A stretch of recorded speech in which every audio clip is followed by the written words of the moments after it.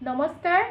আজি মোৰ ওচৰত এগৰাকী বাইদেউ আহিছে, সাৰ্জিনা বাইদেউ। তেওঁ চিপাঝাৰৰ হয় আৰু তেওঁ বহুত দিনৰ পৰা মোৰ ওচৰত ক্লাছ কৰিম বুলি ভাবি আছিলে, কিন্তু তেওঁ কিবা কাৰণত আহিব পৰা নাছিলে আৰু আজি তেওঁ ফাইনেলি মোৰ ওচৰত আহি পালে আৰু ক্লাছটো কৰালোঁ।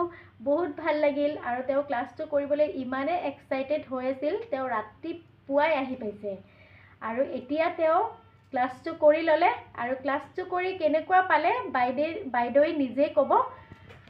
ক্লাছটো কৰি কেনেকুৱা লাগিল? বহুত ভাল লাগিল। মানে মই বহুত দিনৰ পৰা মেনিফেষ্ট কৰিছিলোঁ ৰাস্তা বাইদেউৰ ওচৰত ক্লাছ কৰিম বুলি।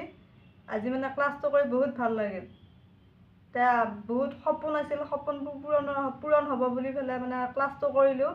আগতো যাতে সপোনবোৰ সঁচাই পূৰণ হয় তাৰ বাবে ক্লাছটো কৰি মানে নিশ্চয় ঠিক আছে।